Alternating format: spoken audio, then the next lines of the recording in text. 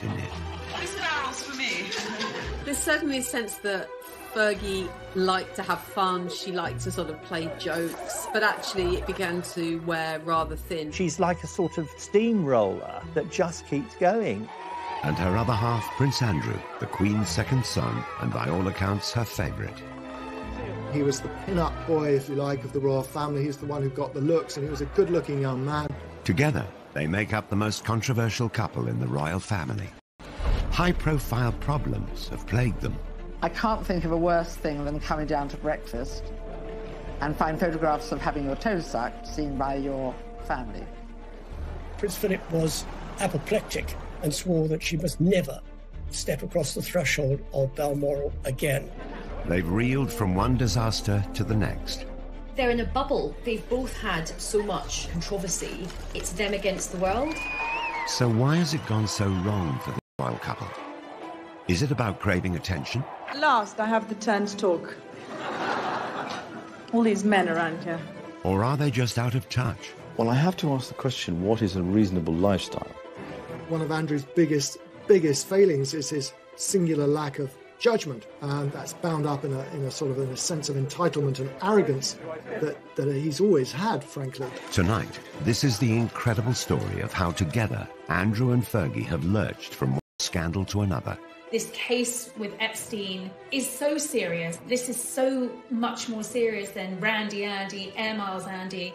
And how throughout it all, they've managed to maintain the closest bond.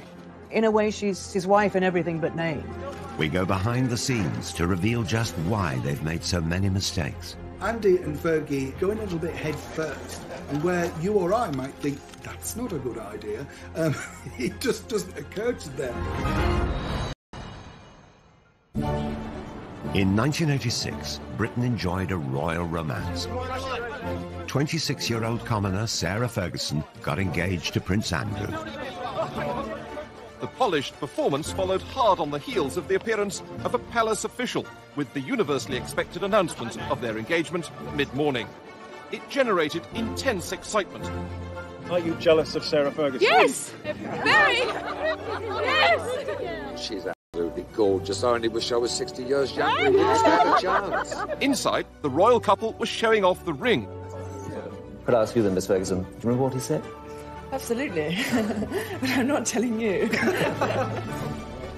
What went awry with that dashing young couple? And what led to the downfall of the Duke and Duchess?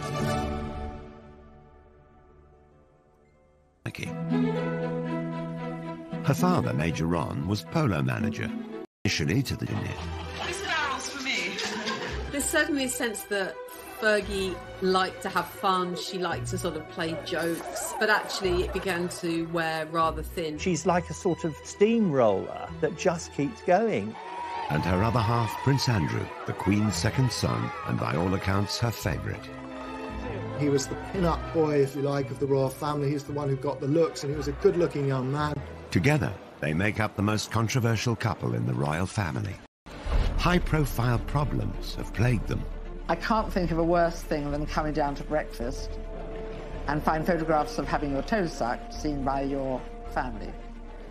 Prince Philip was apoplectic and swore that she must never step across the threshold of Balmoral again.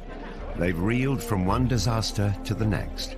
They're in a bubble. They've both had so much controversy. It's them against the world. So why has it gone so wrong for the royal couple? Is it about craving attention? At last, I have the turn to talk. All these men around here. Or are they just out of touch? Well, I have to ask the question, what is a reasonable lifestyle? One of Andrew's biggest failings is his singular lack of judgment, and that's bound up in a sense of entitlement and arrogance that he's always had, frankly. Tonight, this is the incredible story of how together Andrew and Fergie have lurched from one scandal to another. This case with Epstein is so serious. This is so much more serious than Randy Andy, Air Miles Andy. And how throughout it all, they've managed to maintain the closest bond. In a way, she's his wife in everything but name. We go behind the scenes to reveal just why they've made so many mistakes. Andy and Fergie going a little bit head first, and where you or I might think that's not a good idea, it just doesn't occur to them. In 1986, Britain enjoyed a royal romance. 26-year-old commoner Sarah Ferguson got engaged to Prince Andrew. The polished performance followed hard on the heels of the appearance of a palace official, with the universally expected announcement of their engagement mid-morning. It generated intense excitement. Are you jealous of Sarah Ferguson? Yes! Very! Yes! She's absolutely gorgeous. I only wish I was 60 years younger. You didn't stand a chance. Inside, the royal couple was showing off the ring. Could I ask you then, Miss Ferguson, do you remember what he said? Absolutely. But I'm not telling you. What went awry with that dashing young couple? And what led to the downfall of the Duke and Duchess?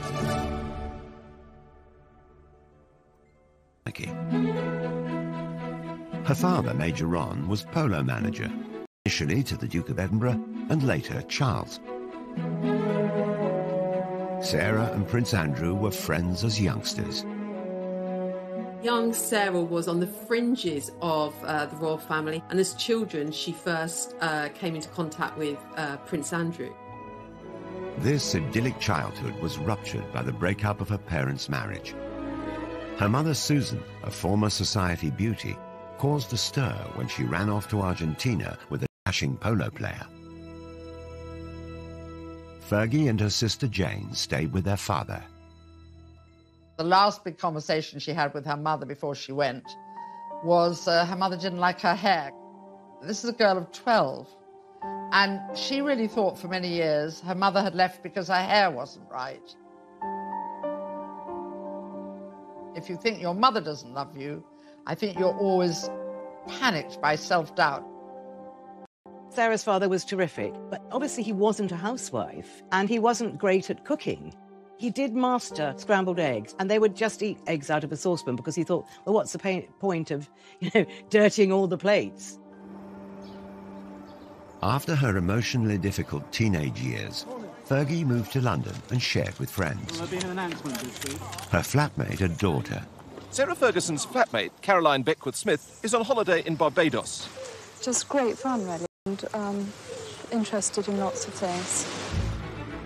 Fergie threw herself into London life. She went on to have serious relationships. She wasn't the sort of unspoiled young woman that Diana was expected to be as mother of the future king. As Ron Ferguson famously said, of course she's got a past. She's 25, 26 years old. If she hadn't got a past, then there would be some serious questions to ask about. Dated a stockbroker, then lived with a millionaire called Paddy McNally. She enjoyed the jet-set lifestyle in his chalet in Switzerland. She and McNally, who was a widower with 2 young sons, fell in love, and they had a fairly lengthy romance. But McNally was much older, almost 20 years older than Sarah. He was very rich. Fergie likes very rich men and was living a good lifestyle. But I don't believe for a moment there was any question of McNally proposing to Fergie. The romance and lifestyle came to an end. But in 1985, she found her prince. Although Fergie and Andrew had crossed paths in childhood, they'd had very different upbringings. Well, Andrew has a unique place in royals of Queen Victoria's reign. She and Andrew had a very close relationship. He's constantly described as the Queen's favourite son.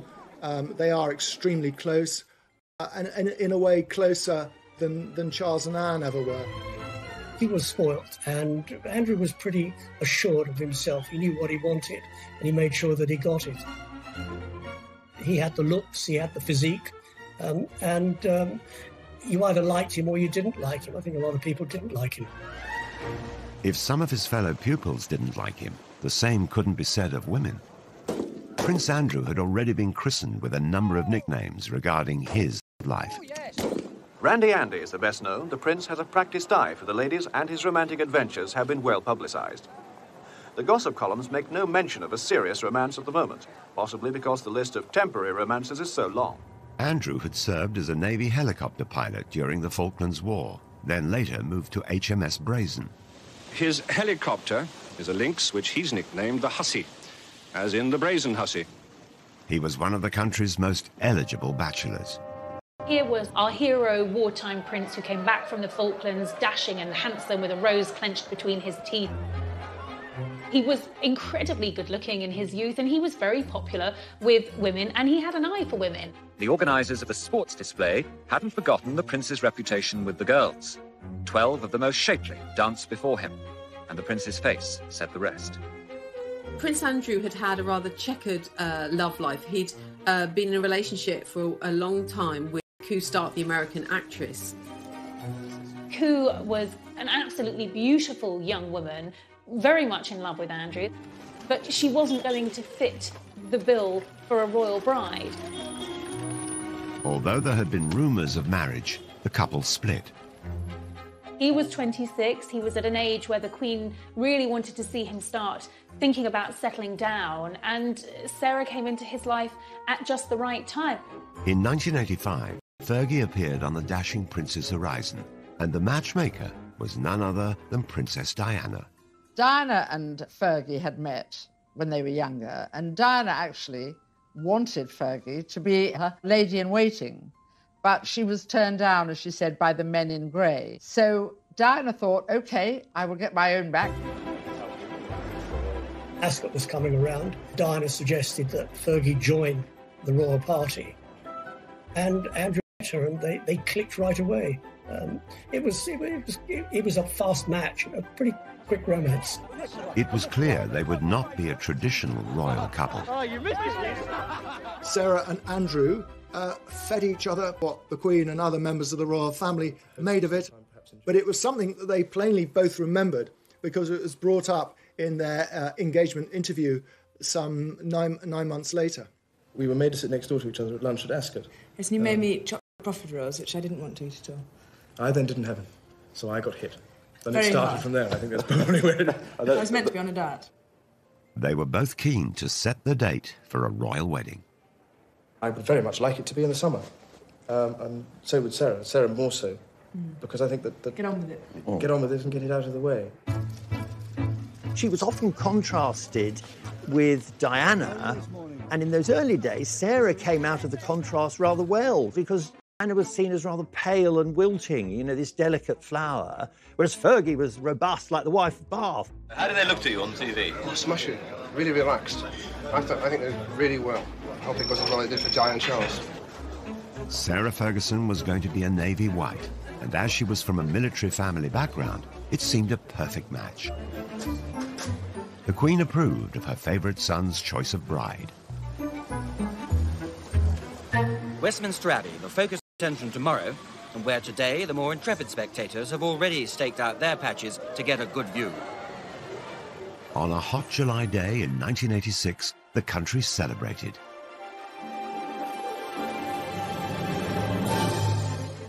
Fergie's 17-foot train had the initials A and S intertwined and sewn in silver beads. Everybody thought it was stunningly beautiful, and as she always said, I walked in as a commoner and I walked out as a duchess. A bit of a fairy tale, that, wasn't it? I mean, it's Cinderella, you know. At this precise moment, Sarah Ferguson became Duchess of York.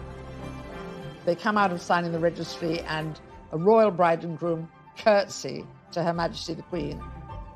A lot of brides have been quite sombre at that moment.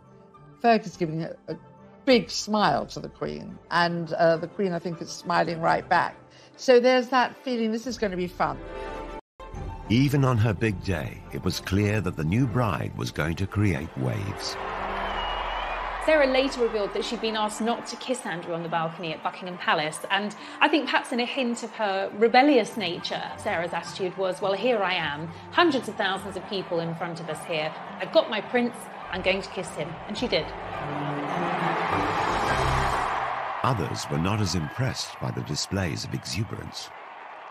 I was commentating at the time at the wedding, and when they went behind the altar screen to go and sign the registry, they were larking about a bit, and I said to my co-commentator, that's a marriage that's not going to last. Press and public adored the new, fun, unfussy couple, especially the all-action Duchess. I think that their brand and their image was really positive. Creating a positive impression enables you to kind of influence and effectively manage your reputation. The newest arrival typifies the greater freedom of the young royals, becoming the first royal duchess to get a pilot's licence, complete with very un-Biggles-style hair grips.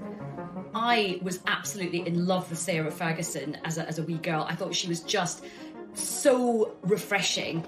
I think they had this amazing honeymoon period. They really were the golden couple, and she was really seen as a genuine breath of fresh air. The Yorks weren't just a hit at home.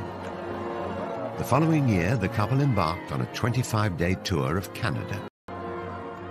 Their tour of Canada went extremely well. There were tens of thousands of people pouring out wherever they went. They wanted to see the new bride, they wanted to see the new bridegroom. It was a terrific tour, that tour to Canada, 1987. I was on it, actually, and it was a great privilege to be there. They were hugely popular. They were enthusiastic. I think that's what the public reacted to. They weren't there just to cut the ribbons at the opening of things and say, nice to meet you and have you come far, but actually engage with people. I could not go through a whole tour letting my darling husband of a year and a day do all the public speaking. So we agreed, for once,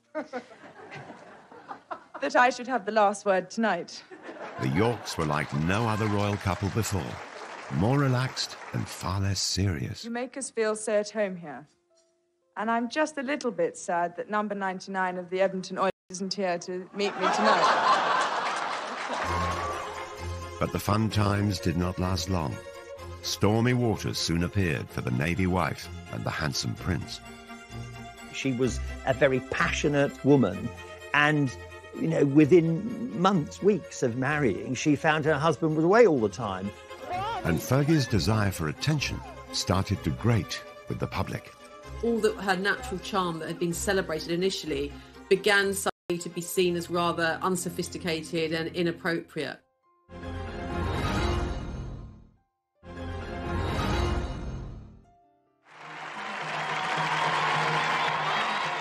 After marriage, Fergie embraced her new life with gusto. Her Royal Highness, the fair Duchess of York, leading forth her heroes on behalf of the International Year of Shelter for the Homeless. In 1987, she took part in the now infamous It's a Royal Knockout. His Royal Highness, the tantalisingly eligible Prince Edward. It was younger members of the royal family actually making fools of themselves, and it was bad television. It was bad for the royal family. A one-off charity event organised by Prince Edward, it was hosted on the lakeside lawn at Alton Towers. Fergie and Andrew had their own team. Basically, we're the best blue bandits there are. And they were with, I remember, Camilla Stevenson, who was a big comedy actress at the time. And it was just crazy. They were rushing all over the place in these sort of medieval costumes, and Fergie was really over the top, sort of shouting and yelling. It was just very, very undignified. Okay, it's Meatloaf's coming in. That really was the beginning of the time, I think, when the public began to question Fergie and what she was getting out of royalty rather than what she was putting into it. Like many others of the time, she was mocked mercilessly on the satirical puppet show Spitting Image. Oh, do get a move on, lurgy, you old slag. It's been well over an hour. I know, sausage, but I'm putting on my makeup. They very much heightened some of the tropes about her. So, you know, they made her hair very, very red, and they really accentuated her freckles. And they also, rather cruelly, made a big issue about her weight. Your royal T-shirts here. 4 sizes, small, medium, large and Fergie. If you're Sarah Ferguson watching that, you are going to feel a sting of pain. Come on, let's. The Duchess was struggling to adjust to her new royal life. She was vulnerable, and it didn't help that there were cruel comparisons in the press to her elegant and beautiful sister-in-law, Diana. Sarah's always had a weight problem. It goes up and down with monotonous regularity, and the media always drawing comparisons between Fergie and Diana. Diana looking very sort of slim, beautiful. Fergie not looking so slim, not looking so beautiful. Very difficult and very unfair. As the media coverage turned negative, Fergie found herself getting flack from all sides. She came in for some criticism for liking the product too much. This barrel's for me. Come on, baby. The honeymoon was over. Royal Yacht Britannia, Royal Yacht Britannia. We wish to welcome you to the port of Long Beach, Los Angeles, on behalf of the entire group here.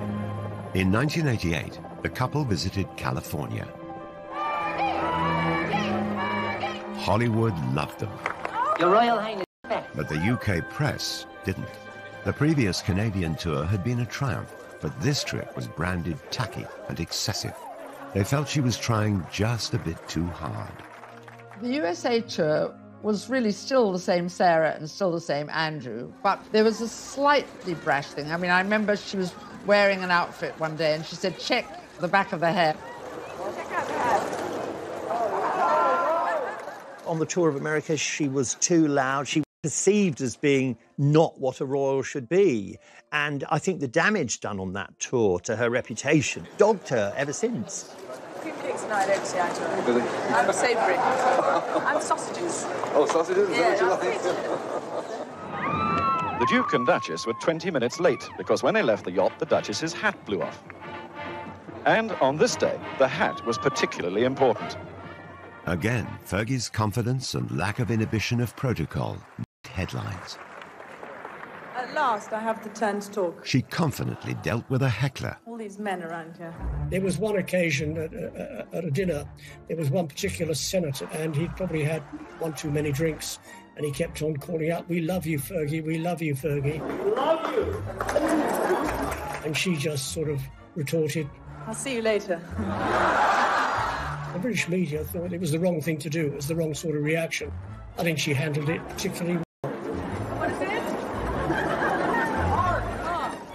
If Sarah Ferguson's quip didn't win over the stuffy press, then her over-familiarity with them didn't help her cause either. At a swish reception, she divulged intimate details about her clothes. For that tour, she was head to toe in French couture, and joked to the press there that she was wearing Marks and Spencer's knickers. This is not what you're expecting of the Duchess of York to say. And remember, the previous Duchess of York had been the Queen Mother. So you're talking about a changing view of the royal family. You're talking about the country changing. They want them to be up on a pedestal, but then when they say something like that, they think, oh, you've slipped down from the pedestal. Back home, the continuing attention-seeking gaffes didn't go down well, and the press began to worry Fergie was somehow leading Diana astray. There's certainly a sense that Fergie liked to have fun, she liked to sort of play jokes, but actually it began to wear rather thin, and she was seen increasingly as a bad, unsophisticated influence on Diana and Prince Andrew, and something of a loose cannon. The Royal Duchess and Princess Diana were caught larking around at the races. There was an iconic picture of them at Ass behind. It was a great shot. But I think, obviously, that was another opportunity to say, you know, she was a bad influence on Diana, which it actually really wasn't true. Never learn, do you? Fergie had a love of foreign holidays, particularly skiing. She's renowned as the finest skier in the royal family, and today only the best amongst her party could keep close to her. Can't get any closer, we'll fall over. Hang on a minute, we're just doing this thing. In Switzerland, the two royal couples posed for the press. Again, it looked like the Duchess was a poor influence on Diana. They were on a slope of a mountain, and I think, and it was snowing, and Diana was slipping a bit, and then Diana and Fergie slipped into each other, sort of on purpose. They were really larking about, and they were just wonderful pictures. Did you get that? And then Charles got annoyed because he thought it was undignified. That came back to haunt Fergie, those photographs. It wasn't all bad press. So have you managed to Your baby yet? No names. Was it quite an ordeal yesterday? It was a long time, wasn't it? It was a long time, but she came through it very, very well. You looked very worried earlier in the day, sir. That's because I was on my way to the dentist. So, 2 years after their marriage, the Yorks celebrated the birth of their daughter, Beatrice. Eugenie followed 2 years later. God save the Queen! Our wishes to both the baby, to the father and the mother. But the happy family didn't last long. Prince Andrew was away at sea for many weeks of the year. His posting follows 3 months of specialised training, and the Duke will now lead a flight team aboard the frigate for around 18 months. In the early years of their marriage, Andrew was serving as a naval officer, which meant that he was frequently sent away. And for Sarah, that meant being at home at the palace on her own for long periods of time. And in fact, she later recalled that she got to see her husband 40 days a year. The rest of the time, he was absent. It's terrible. I mean, you're going away and leaving what you love behind. It's a fantastic job for a single man. It's getting less and less so for a married man. The new mother was lonely and lacking support. In 1992, private photos surfaced. A cleaner found a set of holiday snaps showing the Duchess and her 2 children with a Texan, Steve Wyatt. Wyatt was handsome and attentive. The pictures had been taken some 2 years previously. There's a picture of Steve Wyatt, and then there's Beatrice, who's just got bathers on, and they're obviously somewhere hot. And suddenly people think, who is this man? And so then the stories start. Eve Pollard, a tabloid editor at the time, was contacted by a mutual friend of the Duchess. A very old friend of ours rang us up. He said, I wonder if you could come and give a friend of mine a bit of advice. So we turned up in his lovely studio in Mayfair, and there she was. We tried to say, you've just got to be careful about any photographs. If you go out with anybody while your husband's away, it should be a crowd. And she was, at that time, I have to say, very, very unhappy about the fact that she was alone. Gossip of affairs circulated in society circles for months. He was also getting a lot of flack from the royal household for behaving, as they saw it, inappropriately. So everything was mounting up against her, and I don't think Andrew was there to really back her up. And then along comes Steve Wyatt. It was the beginning of the end for Fergie and Andrew. The announcement that the Duchess of York had initiated discussions about a separation from her husband came as she arrived to pick up their daughter from school. In March 1992, the couple split. Fergie was soon spotted with another American, John Bryan, a friend of Wyatt's and her financial advisor. Soon, rumours of scandalous pictures of them together surfaced, and the photos were being touted around Fleet Street. The night before publication, I went to see Brian, and I sort of laid down these pictures, and there was a great intake of breath, oh God. And he immediately went off into the bathroom, shut the door, and even though the door was locked, I could hear he was calling Sarah in Scotland and telling her that it was worse, far worse than he thought. He obviously was a little bit more than a financial advisor, as we saw from those photographs taken in the south of France with him sucking her toes. Whether he was looking at her toes as a new form of abacus or calculator remains to be seen. But it was the sort of nail in the coffin when it came to Fergie and Andrew's marriage. It was a sellout scoop for the Daily Mirror. 300,000 extra copies were printed, and as the public snapped them up, the newspaper was unrepentant. Unfortunately for Sarah Ferguson, she was staying with her in-laws at Balmoral. The papers were all laid out for breakfast. Sarah took one look around the dining room and thought, no, but for the grace of God, go the lot of you. I'm going. So she went back upstairs. And obviously she had to see the Queen. And the Queen, remember, these two are fairly close, and the Queen was furious with her, just furious.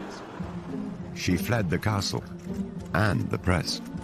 No longer the luxury or privilege of an aircraft of the Queen's flight, for the Duchess just an ordinary scheduled flight to Heathrow.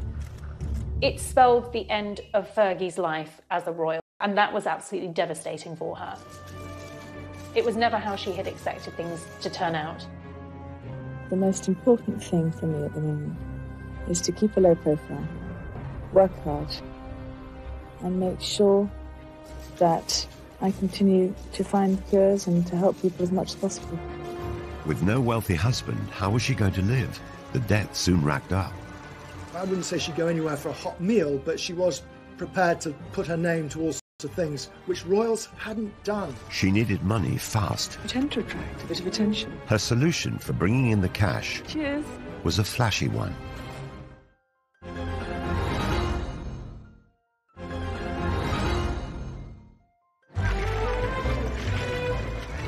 The Duke and Duchess of York announced their divorce in May 1996. By August that year, Sarah Ferguson was no longer able to use the title Her Royal Highness.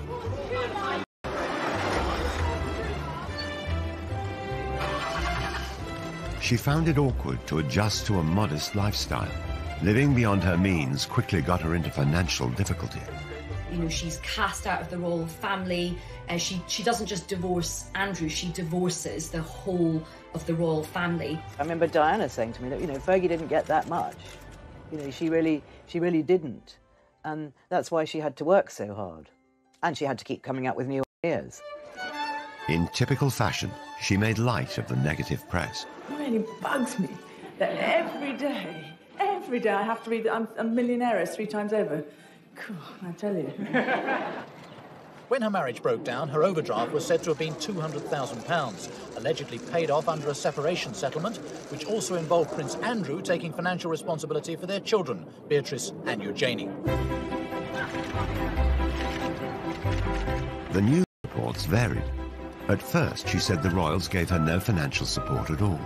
Then she admitted to receiving £15,000 a year. It was then reported that the divorce settlement from Prince Andrew was worth several £1 million. Later, it seemed to emerge that actually she had a settlement around sort of £3 million. So I think it's likely that the divorce settlement was much more favourable than perhaps Fergie initially suggested. We've never known the full details, but we think she was meant to get money to buy a home, but I think probably she was so much in debt by then she just used the money to pay off her debt. That's what I understand. Sarah Ferguson's debts stood at around £1 million. Just over a year later, her debts were reported to be in the region of £4 million. She had no concept of money coming in as opposed to money going out. About £300,000 went on her staff costs. £150,000 she would spend in a year on gift. She travelled a lot. Those were expensive costs. The simple fact was that she spent more than she had, and she rapidly got into serious debt. I think that's the story of her life, really. She just is a very free spender and very, very generous. But if you're like that, you know, you do get into financial trouble unless you're earning millions all the time. Sarah did have money problems. That was well advertised everywhere, and she wasn't ashamed of that. You know, she got up out of bed and thought, right, I've got to make some money here. Fergie tried to earn a living. She knew she had cachet as a former royal. She also knew the best place to sell herself.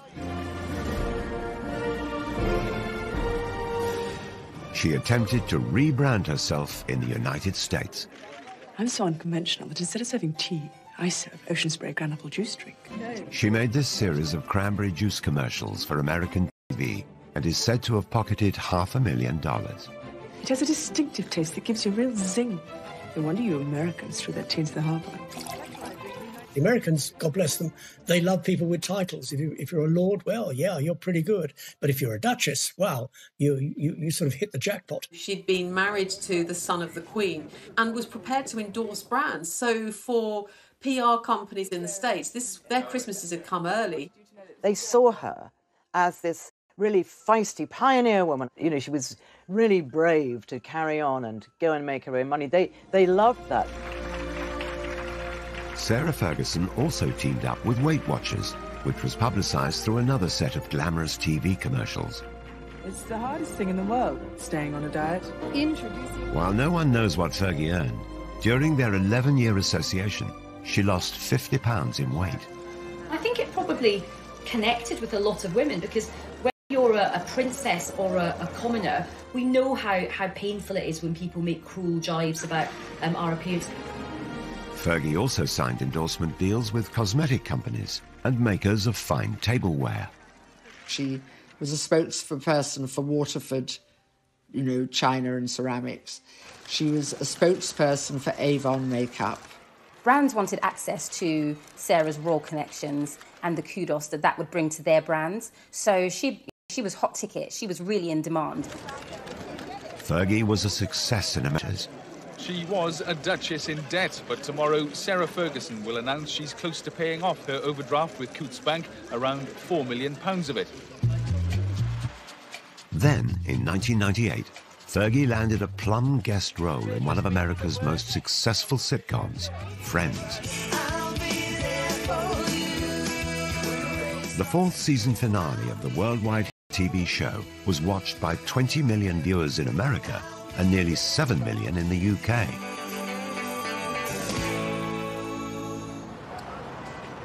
Filming brought the Friends cast to London for a major wedding storyline. The character Joey photographed Chandler outside Westminster Abbey.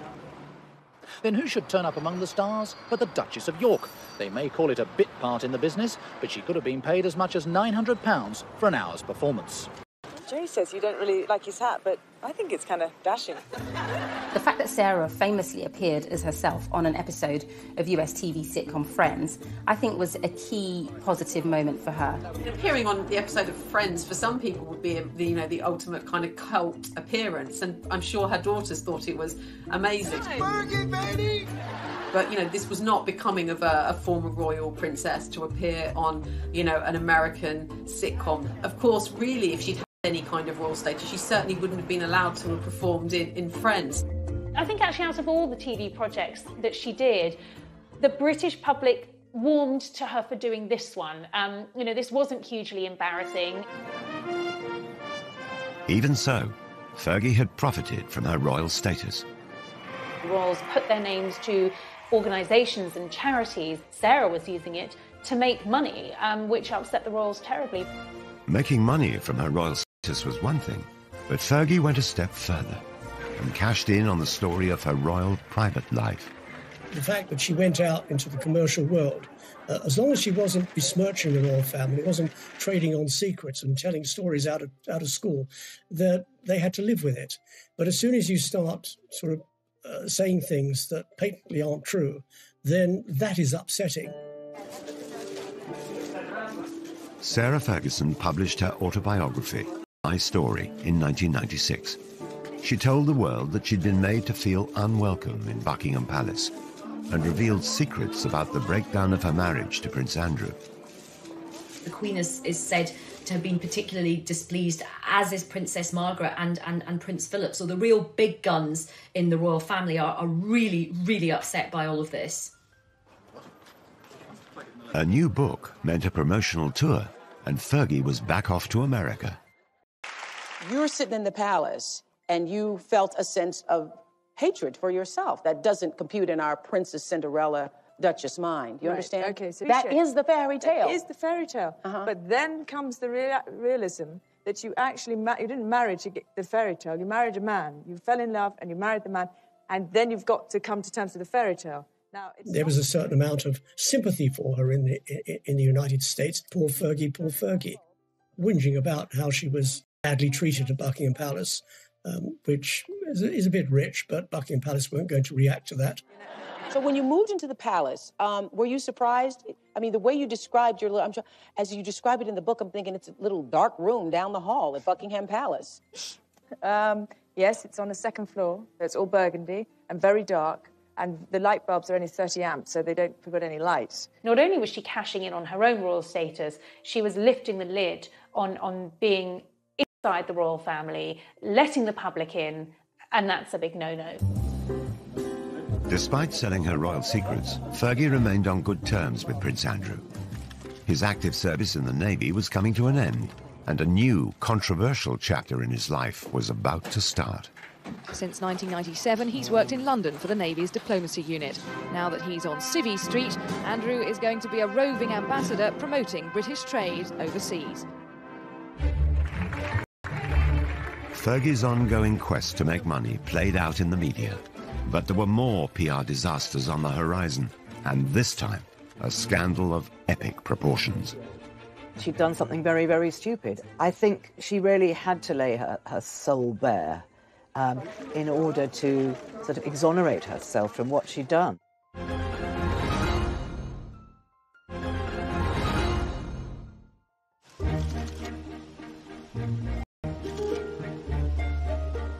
Though Prince Andrew and Sarah Ferguson were no longer married, they maintained a close friendship after their divorce. They always stayed friends, which is, I know people don't get it and say, how is this? This is very unusual, and it is rare, but it's a very special relationship, and they get on extraordinarily well. They have the same sense of humour. In 2008, Fergie moved in to share Andrew's home, the Royal Lodge in Windsor.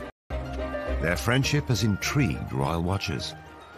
They're the couple who, they might not have the label of being husband and wife, but they're definitely kind of soulmates, I think.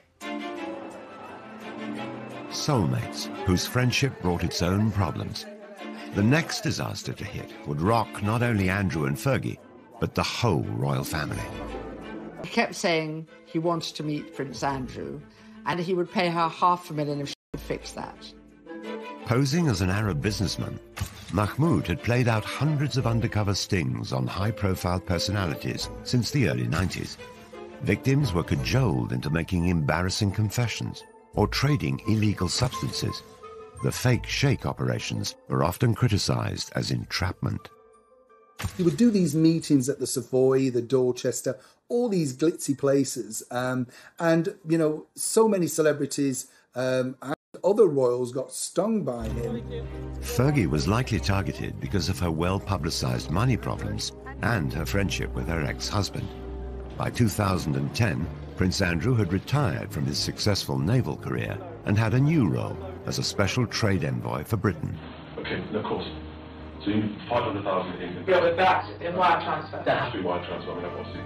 The News of the World set up a sting to secretly record Fergie. Despite the grainy and low-quality footage, she can be heard offering access to Prince Andrew. £500,000 when you can, to me, open doors. New Prince Andrew? Yeah. Is that a deal? Yeah. What she was proposing and what she was saying she could do, and using Prince Andrew basically to shake down some money from a man who she thought was a very rich foreign investor, but in fact was an undercover journalist. It's one thing to be, trading off the fact or the fact that you had once been a member of the royal family, but what is not really appropriate is the fact that you're no longer a member of the royal family, that your ex-husband has a sort of governmental ambassadorial role, and you're offering access for huge amounts of cash. Prince Andrew knew absolutely nothing about what was going on. This is something that Fergie had arranged all by herself and was going to present it as a fait accompli. But, you don't sell a member of the royal family for cash. But the fake sheikh had caught far worse on camera. After agreeing she would be paid a £500,000 fee by wire transfer, Fergie was seen accepting a cash deposit of just under £30,000. She left the ill-fated rendezvous with the suitcase containing the cash. She'll give it back, but her reputation is in tatters. When you looked at it, she was obviously distressed, she was smoking, she was drinking, and he was there with this sort of suitcase of money. I think out of all of the embarrassing deals, this was the most serious. Andrew had no option but to completely distance himself from this. It was very embarrassing for the royal family.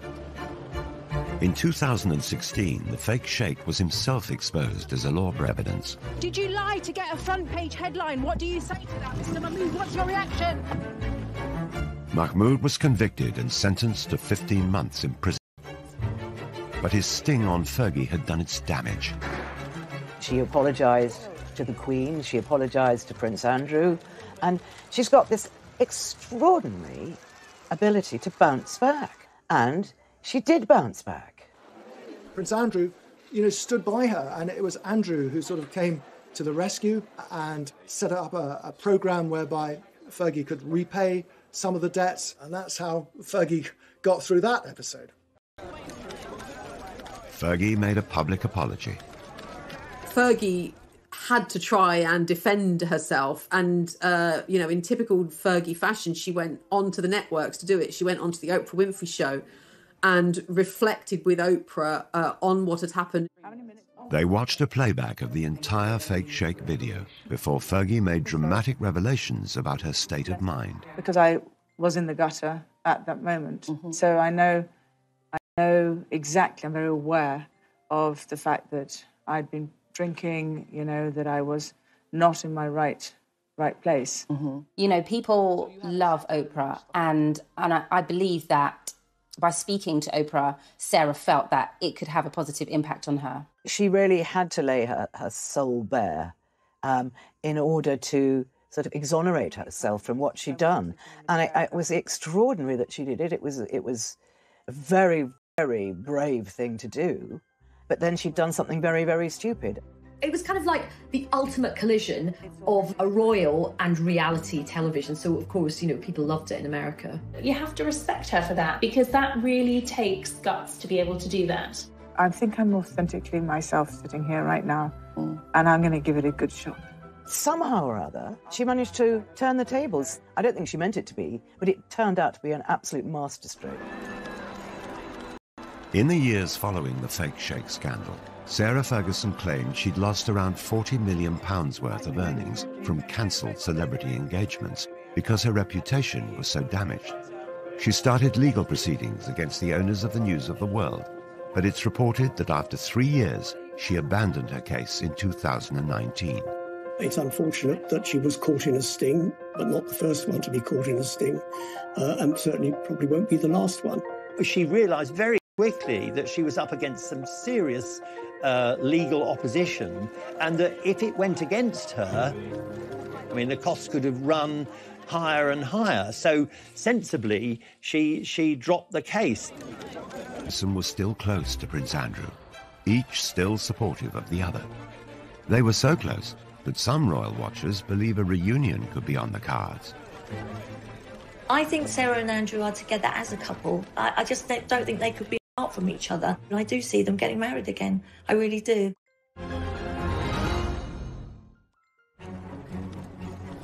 Disaster after disaster. But remarkably, Andrew and Fergie remained close. It has to be the most extraordinary relationship that there's ever been of a member of the royal family. Andrew and Sarah married in 1986, split up in 1992, were divorced in 1996, and yet have remained together happily ever after. Sarah refers to Andrew as her bestest friend, her knight in shining armour. Andrew and I speak every day, and it's very important that we do keep that huge friendship. They may have divorced 24 years ago, but the pair still live together. They have their holidays together. They have a home they bought together in Switzerland, a skiing lodge. And in fact, they now spend most of their time together. It is interesting that neither of them have really found anyone else since their divorce. And I think even though they're not formally married, I think they kind of are together, like in an emotional sense. Their intertwined lives have raised many questions about their relationship. There are constant rumours and endless speculation about the possibility of them one day remarrying. And I think largely fueled by the pair of them speaking so openly and fondly about each other. No, we're not married, and, we're very happy with the way things are. Nothing going on there. Carl? I don't know. No, I mean, as people have if. needs. Really?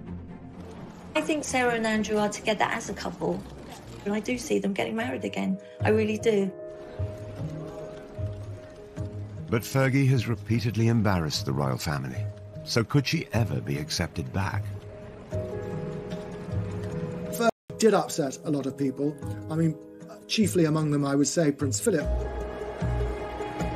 Nothing would ever happen while the Duke of Edinburgh is still alive. Such is the grudge that he still bears against Sarah.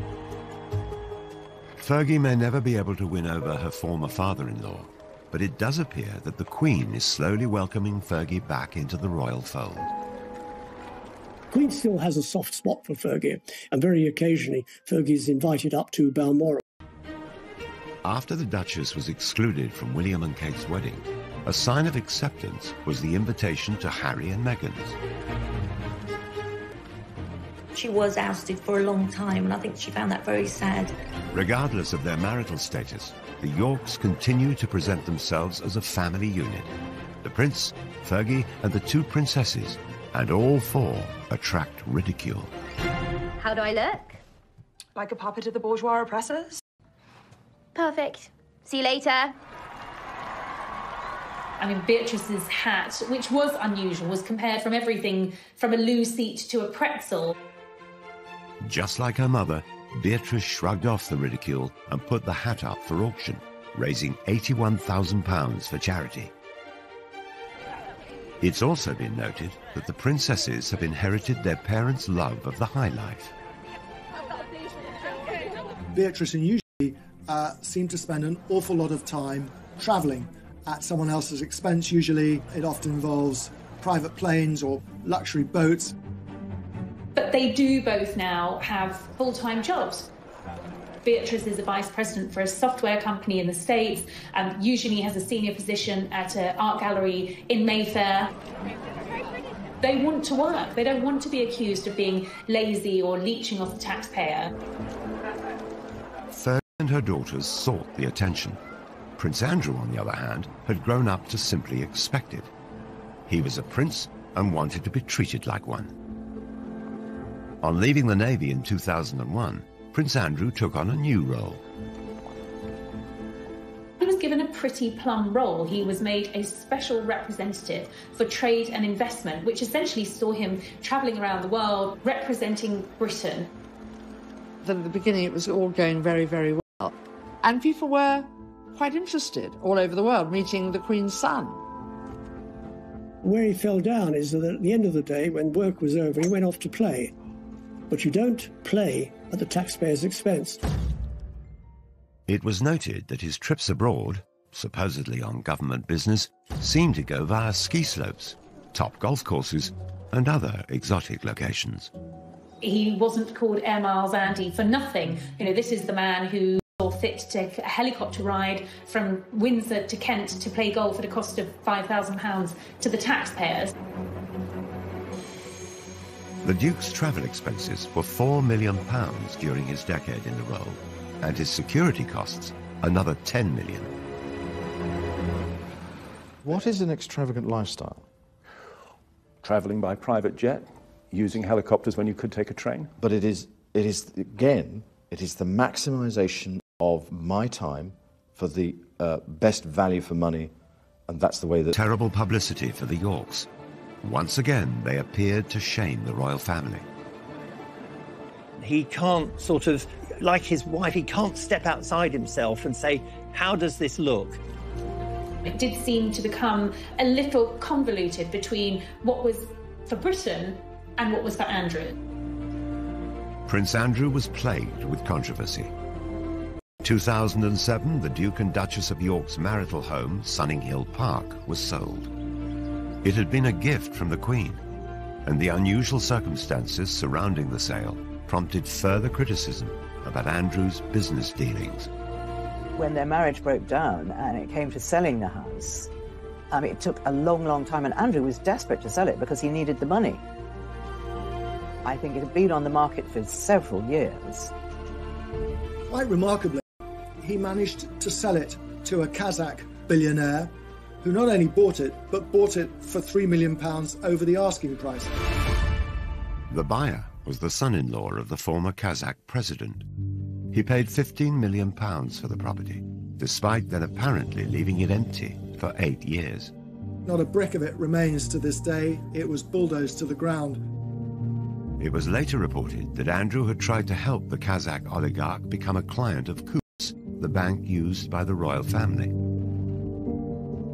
And the controversy kept on coming. It appeared that the prince simply didn't care what people thought. From his meetings with Colonel Gaddafi's son to holidays with a convicted Libyan gun smuggler. He seems to delight in these relationships, and it's said it's because he's very much drawn to power and wealth.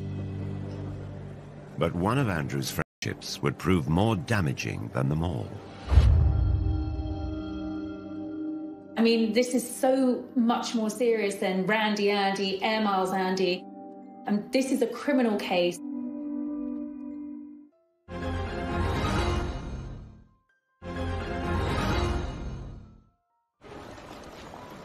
For over a decade, Prince Andrew has been engulfed in the biggest controversy of his royal life, a life that's been beset with scandals.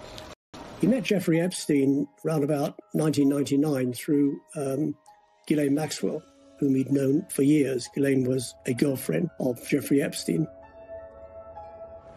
Epstein was very, very anxious to have somebody like Andrew as his friend because, you know, he's got a real-life prince. And it gave him so much kudos. I think around about 2000, he went to St. James's in the British Virgin Islands on Epstein's private jet and had made several trips. The high life was what attracted him to Ghislaine Maxwell, and he invited her to parties at the palace. He invited her shooting at Sandringham, always with Epstein in tow. 2 months before Epstein attended Princess Beatrice's 18th birthday party, a warrant was issued for him over the sexual assault of a minor. The fact that he'd invited Epstein to Sandringham, he invited Epstein to Windsor Castle as a guest of the Queen, says a lot for the man's judgment. Epstein served 13 months in prison for soliciting an underage girl for prostitution. 2 years later, in 2010, Prince Andrew was photographed walking with him in Central Park during a 4-night stay at his New York mansion. He claimed that he went over there to say that they could no longer be friends. Well, what's wrong with email? What's wrong with a telephone call? It was also revealed that Sarah Ferguson had accepted a loan from Epstein. The Duchess quickly admitted her mistake, stating, "I have made another huge error in my life in order to get debt-free." The story exploded. Prince Andrew was accused of sexual misconduct. It was a wicked time in my life. It was a really scary time in my life. I had just been abused by a member of a royal family. She alleges that she was forced to sleep with Prince Andrew when she was underage. Very serious allegation. It's one which Prince Andrew denies. Epstein committed suicide in jail in 2019. Prince Andrew has strongly denied the accusations made against him, and he made a rare and very controversial interview from inside Buckingham Palace. Do you regret the whole friendship with Epstein?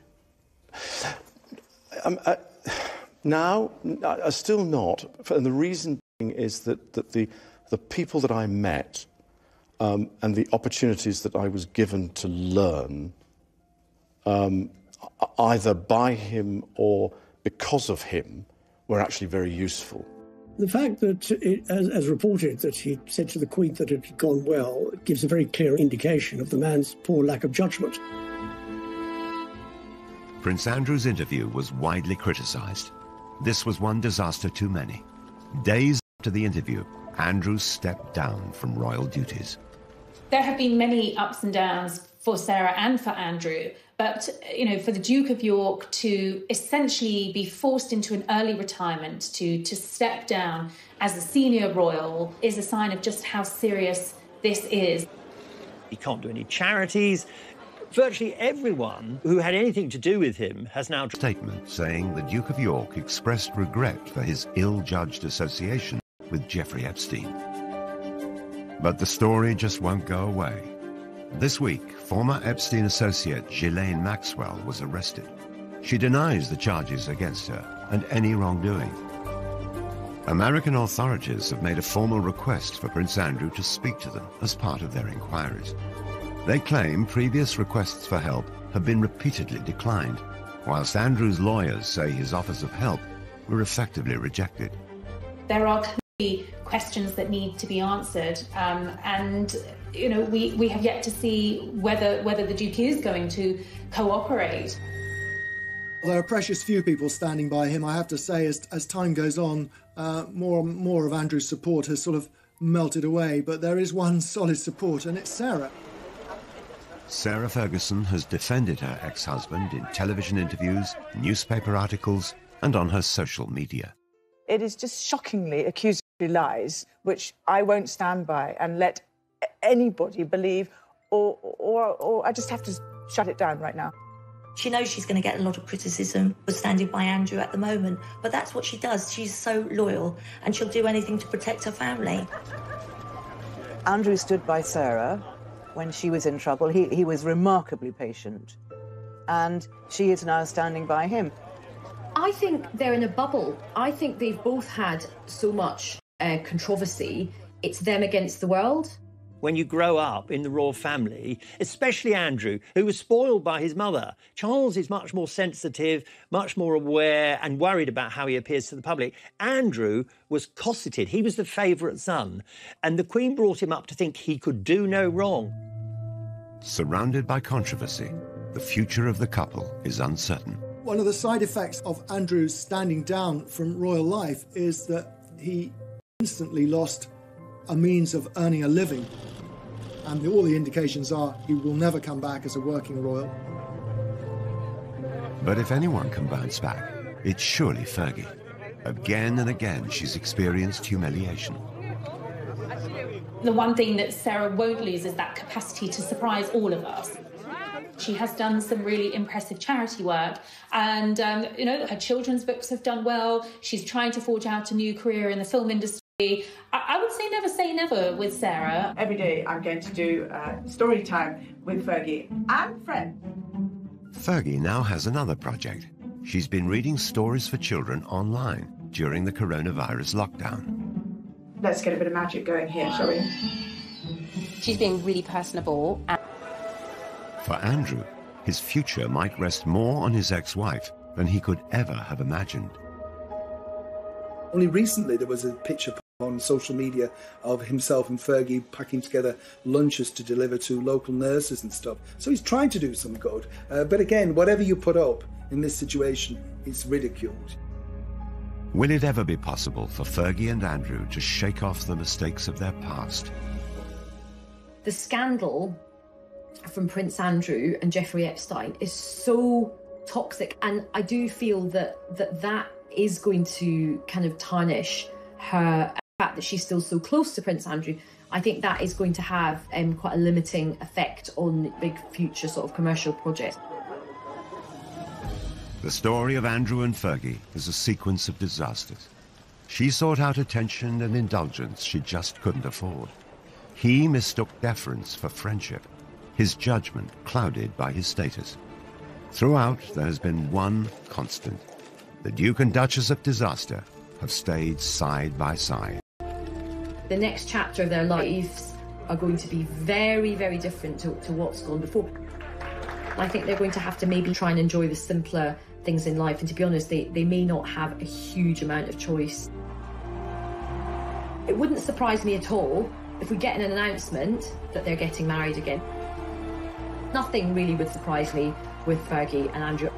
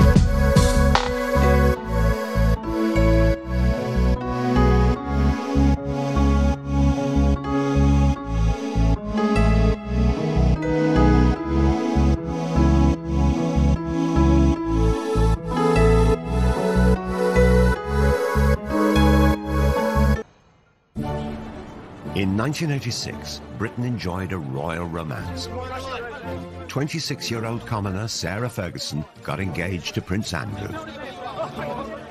The polished performance followed hard on the heels of the appearance of a palace official, with the universally expected announcement of their engagement mid-morning. It generated intense excitement. Are you jealous of Sarah Ferguson? Yes! Very! Yes! She's absolutely gorgeous. I only wish I was 60 years younger. We wouldn't stand a chance. Inside, the royal couple was showing off the ring. Could I ask you then, Miss Ferguson, do you remember what he said? Absolutely. But I'm not telling you. What went awry with that dashing young couple? And what led to the downfall of the Duke and Duchess?